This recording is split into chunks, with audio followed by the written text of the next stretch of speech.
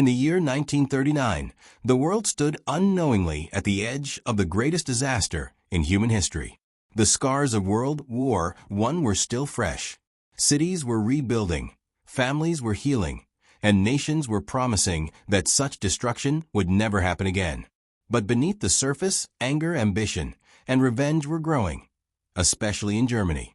At the center of this rising storm was Adolf Hitler, a man who promised his people pride, power, and revenge for their defeat in World War I.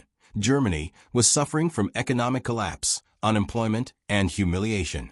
Hitler used powerful speeches to blame others and ignite extreme nationalism. Slowly, Germany transformed into a militarized state.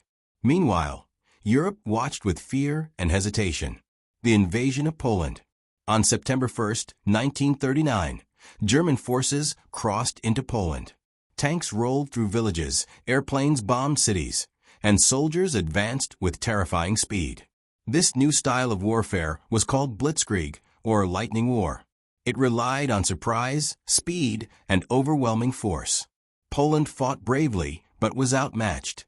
Within weeks, the country was crushed.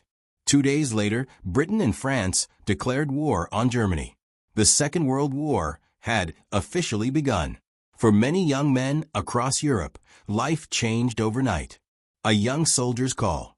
This story follows Thomas Hale, a 22-year-old man from a quiet village in southern England.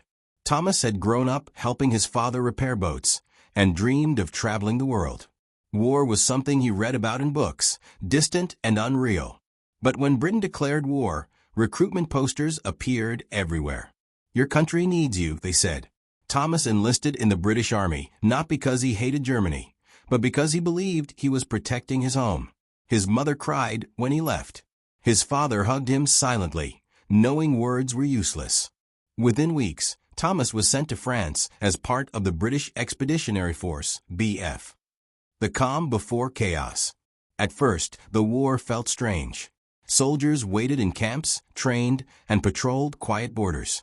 This period became known as the Phony War, because despite being at war, there was little fighting.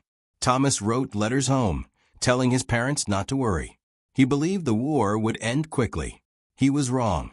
Germany strikes again. In May 1940, Germany launched a massive attack through Belgium, the Netherlands, and France. Once again, Blitzkrieg shocked the world. German tanks smashed through defenses thought to be impenetrable. Allied forces were pushed back rapidly. Thomas and his unit retreated constantly, exhausted and confused. Roads were filled with refugees, families carrying whatever they could, children crying, cities burning behind them.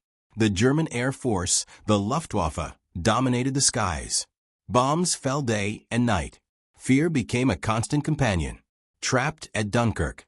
By late May, nearly 400,000 Allied soldiers were trapped near the French port of Dunkirk, with the sea behind them and the German army closing in. Thomas stood on the beach, staring at the endless water. Smoke filled the air. Ships burned in the distance. German planes roared overhead, firing at helpless soldiers below. Men prayed. Some screamed. Others sat in silence. Death felt inevitable. A miracle at sea. Then something extraordinary happened. Civilian boats, fishing vessels, yachts, small ferries began arriving from England. Ordinary people risked their lives to rescue the soldiers. This rescue mission became known as Operation Dynamo. Thomas boarded a small wooden boat packed with men. Bullets hit the water around them as they sailed away. He survived. Over 330,000 soldiers were rescued. It was not a victory, but it was a miracle, and a symbol of hope. The fall of France. Despite Dunkirk, France could not hold. In June 1940, Paris fell, and France surrendered to Germany. Britain now stood alone. Thomas returned home briefly, shaken and changed. He had seen death, fear, and the cost of war. Yet he knew the fight was far from over. Germany prepared its next move. Across the English Channel, Hitler looked toward Britain. The storm had only begun. After the fall of France in June 1940, Europe seemed lost. Nazi flags flew over Paris, and German armies controlled much of the continent. Only Britain remained free, and dangerously exposed. Across the English Channel, Adolf Hitler believed Britain would surrender. When it did not, he prepared a plan to crush it. This was the moment when the war entered a new and terrifying phase. Preparing for the invasion. Hitler's plan was called Operation Sea Lion, a full-scale invasion of Britain. But before German troops could land, Germany needed control of the skies. To achieve this, the German Air Force, the Luftwaffe, began a relentless bombing campaign against Britain. Their goal was simple: destroy the Royal Air Force RAF and break the will of the British people. The battle that followed would become legendary. The Battle of Britain begins. In the summer of 1940, German aircraft crossed the Channel daily. Fighter planes screamed through the skies. Bombs fell on airfields, radar stations, and military bases. British pilots, many barely in their 20s, scrambled into the air to meet them. They were outnumbered, exhausted, and often afraid. But they fought with determination. Prime Minister Winston Churchill spoke to the nation with powerful words. Never in the field of human conflict was so much owed by so many to so few. Those few were the RAF pilots. Thomas returns to war. After Dunkirk, Thomas Hale was reassigned, not to the Air Force, but to coastal defense units. His task was to prepare for a possible German landing. He spent long nights guarding beaches, watching the dark sea, listening for engines. Every shadow felt like an enemy. Above him, the sky was never quiet. One evening, Thomas watched a dogfight overhead. British and German planes twisting through clouds, firing, falling. A British fighter was hit and spiraled downward. The pilot never escaped. Thomas realized the war was no longer distant or controlled. It was personal. It was everywhere. The Blitz begins. When the Luftwaffe failed to destroy the RAF, Hitler changed tactics. In September 1940, Germany began bombing British cities instead of military targets. This campaign became known as the Blitz. London was the primary target. Night after night, air raid sirens wailed. Families rushed into shelters. Bombs destroyed homes, schools, hospitals. Firestorms lit the sky red. Thomas was sent to London to assist with rescue operations after air raids. What he saw there would haunt him forever. Entire streets were reduced to rubble. He pulled survivors from collapsed buildings. He carried children covered in dust and blood. He saw bodies buried beneath stone and fire. Yet the people did not break. Courage among ruins. Despite the destruction, Londoners showed remarkable strength. Buses ran the next morning. Shops reopened. People shared food and helped neighbors. Thomas met Eleanor, a volunteer nurse who worked tirelessly in underground shelters. She treated the wounded with calm hands and gentle words, even as bombs shook the ground above. One night, as explosions echoed nearby, Eleanor said quietly, "If we give up now, then all the suffering means nothing." Her words stayed with Thomas, turning the tide. By late 1940, British defenses improved. Radar technology allowed the RAF to detect incoming aircraft early. German losses increased.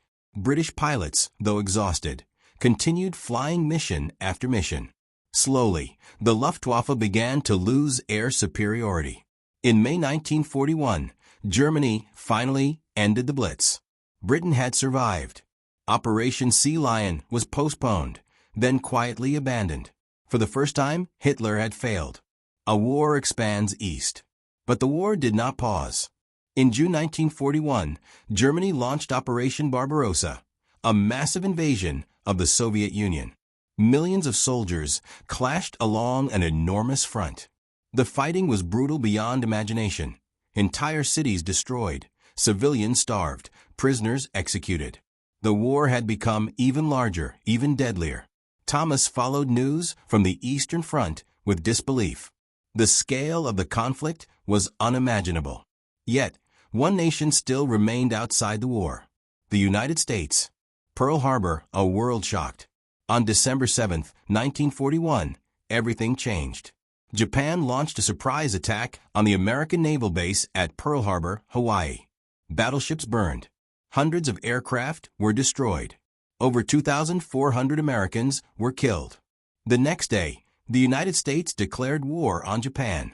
Shortly afterward, Germany declared war on the United States. World War II had truly become a global conflict. Thomas listened to the radio announcement in silence. He knew what it meant.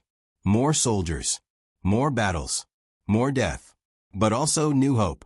America's entry into the war shifted the balance of power. The fight was far from over, but the world was no longer standing alone against tyranny. Looking ahead, as 1941 ended, the war stretched across Europe, Africa, and Asia. Nations were fully committed. Factories worked day and night. Entire societies were mobilized for survival. Thomas prepared for redeployment. Rumors spoke of new fronts, Africa, Italy, perhaps even a return to France. He looked at the sea once more, knowing that the next chapters of the war would be even more violent. The darkness had not yet lifted, but the first cracks had appeared. By 1942, World War II had spread across continents. What began in Europe was now a truly global conflict, fought in frozen forests, burning deserts, vast oceans, and ruined cities. The cost in human lives was rising at a terrifying speed. For Thomas Hale, the war was about to enter its most brutal chapter. A new front, North Africa. Thomas was deployed to North Africa, where British forces were fighting German and Italian troops, led by the skilled and feared General Erwin Rommel, known as the Desert Fox. The desert was a different kind of enemy. The sun burned relentlessly. Sandstorms blinded soldiers. Water was scarce, and equipment failed under the heat. Tanks moved like steel beasts across endless sand, while artillery thundered day and night. Thomas served as an infantry support soldier, protecting supply lines and assisting tank units. He learned that survival depended not just on courage, but on discipline, trust, and luck. Battle of El Alamein. In October 1942, the Allies launched a decisive attack near El Alamein, Egypt. This battle would determine control of North Africa. Under the command of General Bernard Montgomery, Allied forces pushed forward with overwhelming firepower.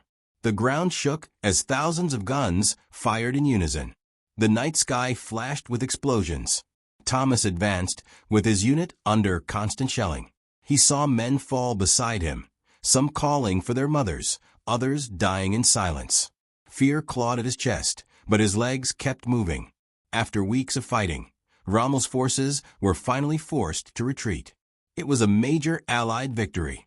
For the first time, the Axis powers were being pushed back. The war at sea. While land battles raged, the oceans became deadly battlegrounds. German U-boats hunted Allied ships across the Atlantic, sinking supply vessels and leaving survivors stranded in freezing waters. Britain depended on these convoys for food, fuel, and weapons. Thomas witnessed the aftermath of a torpedo attack when his unit briefly assisted at a port. Survivors were brought in thin, exhausted, haunted by what they had seen. The war, Thomas realized, spared no one, not even those far from the front lines. The Eastern Front. Hell unleashed. News from the Eastern Front was even more horrifying. Germany's invasion of the Soviet Union had turned into a nightmare. Cities like Leningrad were surrounded and starved. Entire populations suffered unimaginable hunger. Then came the battle that would change everything, Stalingrad. From 1942 to 1943, German and Soviet forces fought street by street, building by building. Winter froze weapons and flesh alike. Soldiers fought with knives, bare hands, and desperation. When the battle ended, an entire German army had been destroyed. It was a turning point in the war, the shadow of atrocity. As Allied forces advanced, they began to uncover disturbing evidence of Nazi crimes. Refugees spoke of mass executions, forced labor, and camps where people simply disappeared, Jews, political prisoners, and others labeled as enemies. Thomas overheard officers discussing these rumors. Many found them impossible to believe. How could such cruelty exist? Yet the signs were undeniable. The war was not only about territory or power. It was about survival, humanity, and moral responsibility. Across the world, the Pacific War. Meanwhile, in the Pacific, the war against Japan was fierce and unforgiving. After Pearl Harbor, American forces fought island by island. Battles like Midway and Guadalcanal showed that Japan could be stopped, but at a terrible cost. Jungle fighting was brutal. Heat, disease, and constant danger pushed soldiers to their limits. Thomas read reports of these battles with grim respect. Though he fought in a different theater, he felt connected to every soldier facing death across the globe. A changed man. By late 1943, Thomas was no longer the young man who had left England years earlier. He had learned how to live with fear. He had learned how to mourn quietly. He had learned that war was not glorious. It was survival. Letters from home spoke of rationing, air raids, and loss. Eleanor, now working with military hospitals, wrote to him about endless wounded soldiers and sleepless nights. Still, hope began to grow. The Allies were advancing. Germany was weakening. The impossible no longer seemed out of reach. Preparing for the return to Europe. As winter approached, Thomas received orders that made his heart race. He was being sent back to Europe. Plans were forming for the largest invasion in history, an attempt to liberate France and push into Nazi-occupied territory. The operation had a code name, D-Day. Thomas knew what it meant. The war's most dangerous moment was yet to come. By the spring of 1944, the world held its breath. Years of planning, deception, and preparation had led to a single moment that would decide the fate of Europe. The Allies were ready to strike back at Nazi Germany. The operation was called Operation Overlord. Its opening assault would be remembered forever as D-Day. The night before. On the night of June 5, 1944, thousands of Allied soldiers waited in silence aboard ships crossing the English Channel. The sea was rough, the air cold. Many men wrote final letters to their families. Others prayed. Thomas Hale sat on the deck of a transport ship, gripping his rifle.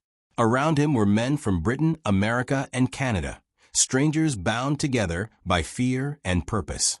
No one knew who would survive the next day. Above them, planes roared toward France, carrying paratroopers deep into enemy territory. Dawn at Normandy. At dawn on June 6, 1944, the invasion began. As landing craft approached the beaches of Normandy, German artillery opened fire. Explosions tore through the water. Ships burned. Men screamed. Thomas's boat slammed onto the beach. The ramp dropped. Chaos exploded. Machine gun fire cut down soldiers before they could take a step. The sand turned dark with blood. Waves carried bodies back to the sea. Thomas ran. He tripped over obstacles, crawled through sand, and dug behind a steel barrier as bullets whizzed past his head. Fear overwhelmed him, but training pushed him forward. This was Omaha Beach, one of the most heavily defended positions. Survival against all odds. For hours, Allied troops were pinned down. Officers were killed. Units were scattered. Some soldiers froze in terror. Others charged forward, knowing they might die within seconds.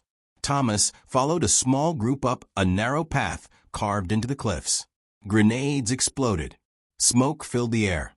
One by one, German positions were destroyed. By afternoon, the beach was finally secured. The cost was horrific. Thousands lay dead or wounded. But the impossible had been achieved. The Allies had landed in Nazi-occupied Europe. The battle for France. The days following D-Day were relentless. German forces counterattacked fiercely. Villages were destroyed. Civilians were caught in the crossfire. Thomas advanced through the French countryside, moving from hedgerow to hedgerow. Snipers hid everywhere. Each field could be a death trap. Yet, the French people welcomed the Allied soldiers as liberators. They waved flags, cried with joy, and shared what little food they had. In August 1944, Paris was liberated. Thomas watched Parisians celebrate in the streets, dancing and singing. For a moment, the horrors of war felt distant. But the fight was not over. The Battle of the Bulge. In December 1944, Hitler launched a desperate counteroffensive through the Ardennes forest. The goal was to split Allied forces and force a negotiated peace. The result was the Battle of the Bulge. Winter was brutal. Snow covered everything. Temperatures dropped below freezing.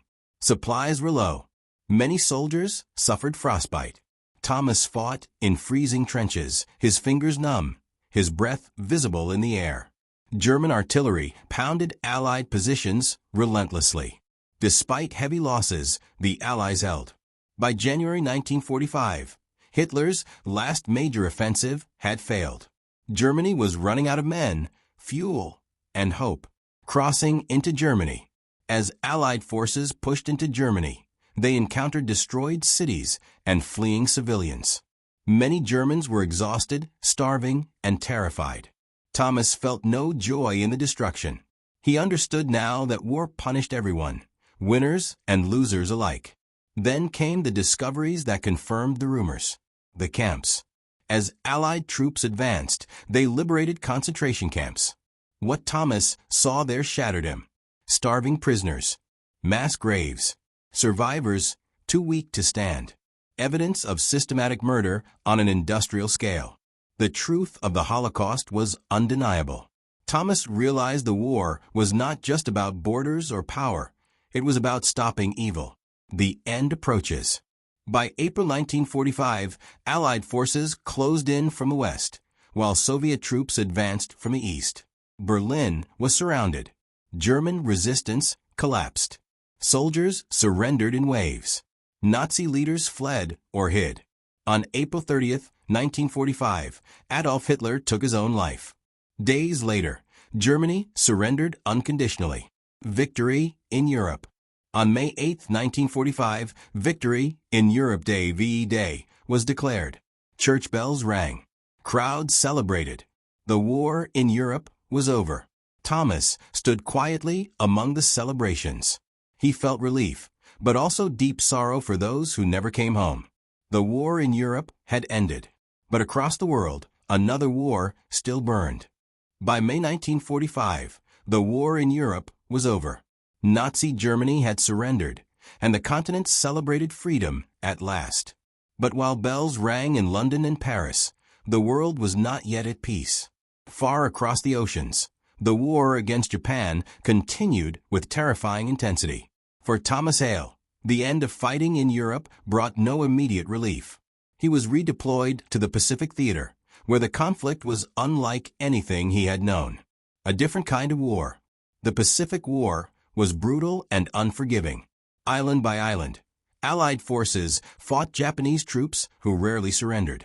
Dense jungles, extreme heat, and constant danger tested every soldier. Battles such as Iwo Jima and Okinawa were especially deadly. The ground was soaked with blood.